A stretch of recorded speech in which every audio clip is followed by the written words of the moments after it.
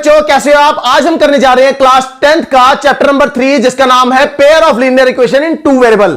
यहां linear equation की बात की है तो हमें लीनियर इक्वेशन क्या होती है यह पता होना चाहिए। हमने पॉलिनोमियल में पढ़ा था लीनियर पॉलिनोमियल, क्या थी उसकी स्टैंडर्ड फॉर्म? उसकी स्टैंडर्ड फॉर्म थी ax plus b where a is not equal to 0।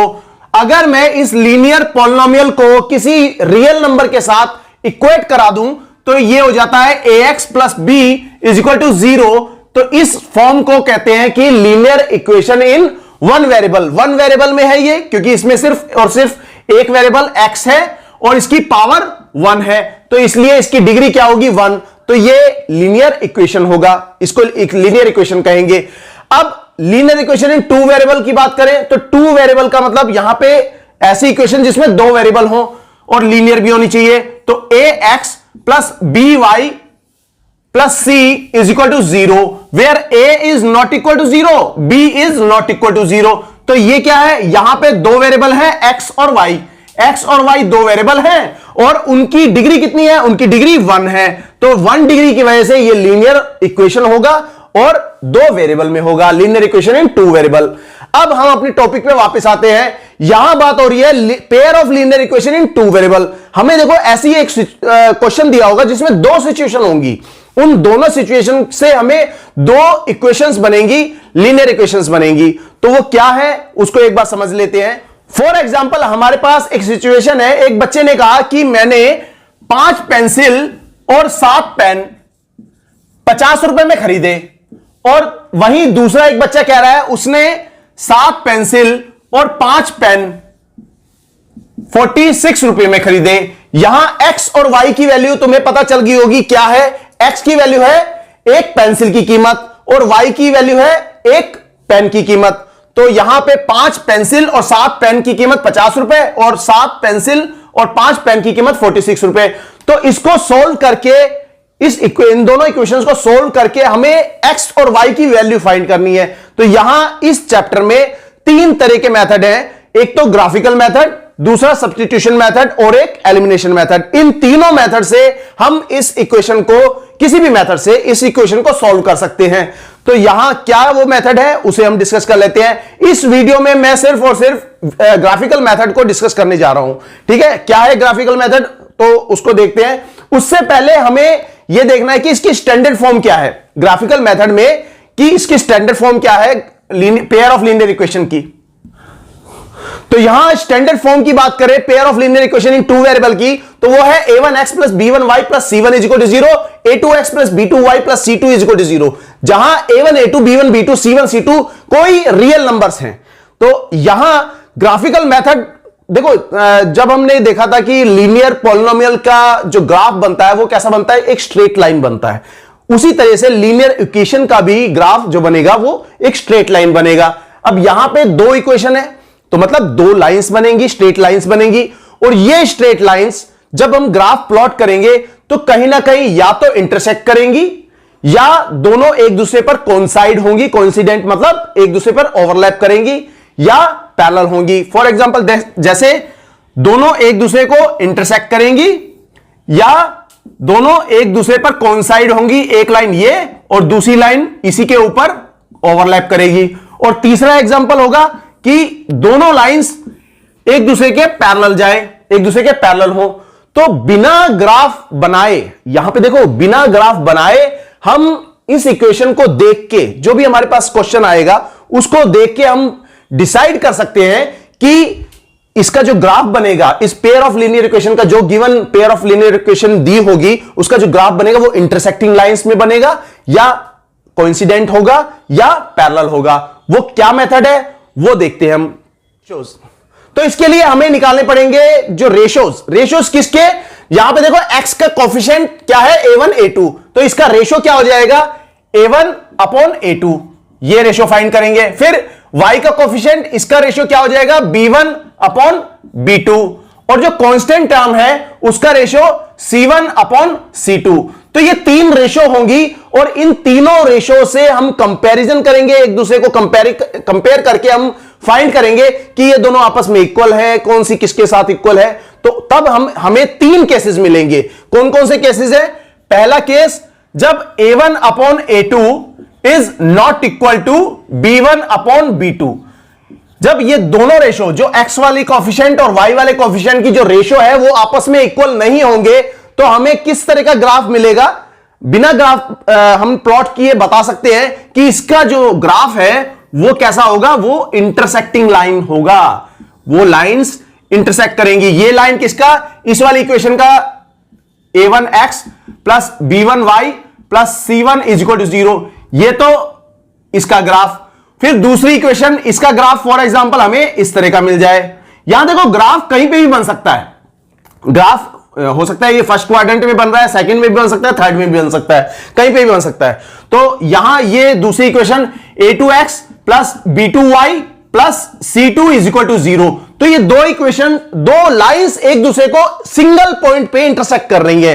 कौन सा पॉइंट है ये वाला पॉइंट। इसके पॉइंट के मैं कोऑर्डिनेट्स बता दूं x1 y1। तो ये जो x1 y1 है ये ऐसा पॉइंट है जो इस लाइन पर भी है और इस लाइन पर भी है। मतलब ये पॉइंट, ये जो कोऑर्डिनेट है, ये इस इक्वेशन में रख दे तो left hand side right hand side बराबर आ जाएगी। अगर इस पॉइंट को इस इक्वेशन में रख दे तब भी left hand side right hand side बराबर आ जाएगी। मतलब ये पॉइंट इन दोनों इक्वेशन को सेटिस्फाई करेगा। तो ये कॉमन पॉइंट बन गया। ये पॉइंट हमारे इस pair of linear equation system का सॉल्यूशन होगा। तो ये सिंगल पॉइंट है। इंटरसेक्टिंग लाइंस कहां पे इंटरसेक्ट करती है? सिंगल पॉइंट पे करती हैं। तो हम कह देंगे इसके जो कंक्लूजन निकलेंगे वो क्या निकलेंगे? Only one solution for this equations. इस इक्वेशंस का केवल और केवल एक सॉल्यूशन होगा। क्यों होगा एक solution? Because lines are intersecting. Lines एक दूसरे को इंटरसेक्ट कर रही हैं, एक दूसरे को प्रतिच्छेद कर रही हैं और सिंगल पॉइंट पे प्रतिच्छेद करती हैं। तो इसलिए हमें एक सिंगल पॉइंट मिलेगा, कॉमन पॉइंट। तो वो हमारा इसका सॉल्यूशन होगा। अब तीसरा पॉइंट कंसिस्टेंसी और कंसिस्टेंट और इनकंसिस्टेंट की बात करें। कंसिस्टेंट सिस्टम कौन सा होता है pair of linear equation system का? देखो, जिस pair of linear equation system के अगर एटलीस्ट वन सॉल्यूशन हो, कम से कम एक सॉल्यूशन होना चाहिए, तो उसको हम कहते हैं कंसिस्टेंट। यहां पे इसको बोलेंगे कंसिस्टेंट। ये हो जाएगा कंसिस्टेंट सिस्टम। तो ये पहला केस जब a1 upon a2 b1 upon b2 बराबर नहीं होंगे। जो x का कोफिशिएंट से जो रेशियो बनी है और y के कोफिशिएंट से जो रेशियो बनी है वो इक्वल नहीं है। ये तो पहला केस। दूसरे केस में क्या होगा वो देख लेते हैं। दूसरा केस ऐसा आएगा, ऐसी हमें इक्वेशन मिलेंगी जहां हम जब रेशियो बनाएंगे कोफिशिएंट्स की तो हमें क्या मिलेगा? a1 upon a2। ये सेकंड केस बता रहे हैं हम। तो ये जो x के कोफिशिएंट की जो रेशियो है वो y के कोफिशिएंट की रेशियो के बराबर होगा। b1 अपॉन b2 दोनों बराबर होंगे। और जो थर्ड टर्म है यहां पे कांस्टेंट टर्म, उसका भी रेशियो इक्वल होगा। तीनों रेशियो हमारी इक्वल आ जाएंगी। इस तरह के हमें इक्वेशंस दी होंगी। तो जो वैल्यू होगी यहां पे a1 upon a2 b1 upon, ये कोई जनरल फॉर्म बता रहे हैं हम। यहां पे हो सकता है 1/2 3/4 5/4 इस तरह की वैल्यू हो।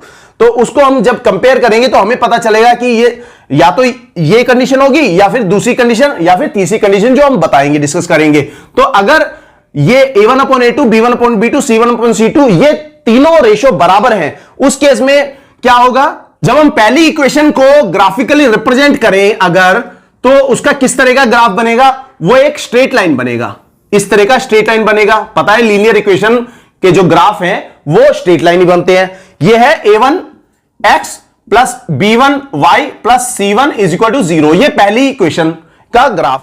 जब दूसरी इक्वेशन को हम ग्राफिकली रिप्रेजेंट करेंगे तो उसका ग्राफ भी इसी लाइन पर ही बनेगा। दोनों एक दूसरे को ओवरलैप करेंगी, कोइंसिडेंट होगा। ये इसको कहते हैं कोइंसिडेंट या संपाती, एक दूसरे पर ओवरलैप करेंगी। अब ये ओवरलैप करने का मतलब क्या है? यहां देखो, मतलब यह है कि ये दोनों लाइंस एक दूसरे को कितने पॉइंट्स पर कट कर रही है, कितने पॉइंट्स पे ये एक दूसरे को टच कर रही हैं। ये इनफाइनाइट मैनी पॉइंट्स पर एक दूसरे को टच कर रही हैं। तो इसका मतलब इनके जो कॉमन पॉइंट्स है वो इनफाइनाइट मैनी होंगे।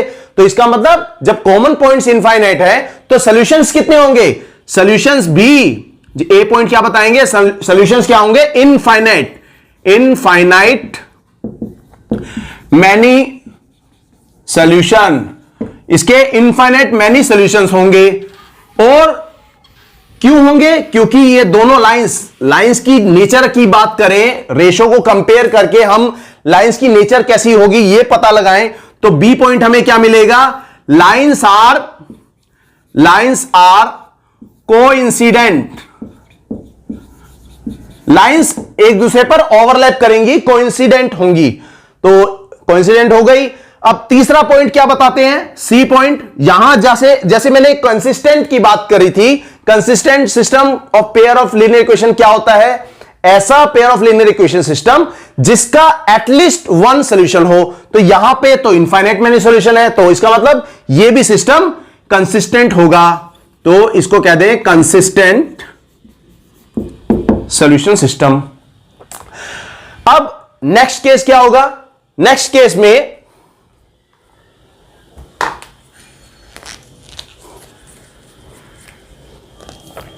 नेक्स्ट केस की बात करें तो इस केस में क्या होगा कि यहां जो x के साथ कोफिशिएंट है उसका रेशो जो कि a1 अपॉन a2 इक्वल होगा b1 अपॉन b2, y के कोफिशिएंट के रेशो के बराबर होगा, b1 अपॉन b2 के बराबर होगा। लेकिन ये कांस्टेंट वाला जो टर्म है, कांस्टेंट वाले जो वैल्यू है उसकी रेशो के बराबर नहीं होगा, जो कि c1 अपॉन c2 है। तो ये तीनों रेशो इस तरह के फॉर्मेट में होंगे, a1 upon a2 is equal to b1 upon b2, but c1 upon c2 is not equal to this ratio. इस केस में जो ग्राफ होगा, ऐसी इक्वेशंस का जो ग्राफ होगा वो कैसा बनेगा वो देख लेते हैं एक बार। तो ऐसी इक्वेशंस को जब हम ग्राफिकली प्लॉट करेंगे, रिप्रेजेंट करेंगे, तो हमें दो लाइंस मिलेंगी, दो लाइंस ही मिलेंगी। पहली इक्वेशन की लाइन फॉर एग्जांपल हमें ये मिल गई, ये क्या है? a1x plus b1y plus c1 is equal to 0, ये पहली इक्वेशन की लाइन। फिर दूसरी इक्वेशन को जब हम प्लॉट करेंगे तो वो हमें ग्राफ कैसा मिलेगा? वो ग्राफ कोई इस तरह से मिलेगा। ये क्या है? दोनों एक दूसरे के पैरेलल लाइंस जाएंगी। यहां पे हो सकता है कम ज्यादा दिखे तुम्हें, लेकिन ये जो स्टैंडर्ड फॉर्म है वो उसमें पैरेलल लाइंस जाएंगी। पैरेलल लाइंस का मतलब यहां पे a2x plus b2y plus c2 is equal to 0, ये दूसरी लाइन हमारी पहली लाइन के पैरेलल गई। अब पैरेलल लाइंस क्या होती है? पैरेलल लाइंस ऐसी लाइंस जो एक दूसरे को कभी भी इंटरसेक्ट नहीं करती। अब इंटरसेक्ट नहीं करेंगी तो हमें कोई कॉमन पॉइंट नहीं मिलेगा। अब कॉमन पॉइंट नहीं मिलेगा तो हमें क्या पता चलेगा? इसका कोई भी सॉल्यूशन नहीं होगा। तो यहां पे हम क्या कंक्लूजन निकालें कि no solution for this system, no solution. इस इक्वेशन का कोई भी सॉल्यूशन नहीं होगा। क्यों नहीं होगा सॉल्यूशन? क्योंकि lines are parallel. Nature of lines कैसा होगा? B point, nature of lines are parallel, lines are parallel बताएंगे। और अगर ये लाइंस पैरेलल है, इसका मतलब इनका कोई सॉल्यूशन नहीं है, तो इसका जो थर्ड पार्ट है जिसमें मैंने कंसिस्टेंट और इनकंसिस्टेंट की बात करी है, तो इस केस में क्या होगा? क्योंकि सॉल्यूशन नहीं है तो इसका मतलब ये pair of linear equation system का इनकंसिस्टेंट होगा, इसको कहेंगे इनकंसिस्टेंट। तो ये जो टॉपिक हमने डिस्कस किया, ये टॉपिक 3.1 एक्सरसाइज में अप्लाई होना है। उसमें जितने भी क्वेश्चंस हैं वो सभी क्वेश्चंस इसी टॉपिक के बेस पे होंगे। और ये टॉपिक इंपॉर्टेंट है क्योंकि इस टॉपिक के बेस पे कम से कम एक क्वेश्चन सीबीएसई जरूर पूछता है एग्जाम में। तो हम नेक्स्ट क्वेश्चन करते हैं नेक्स्ट वीडियो में। Thanks for watching, good bye.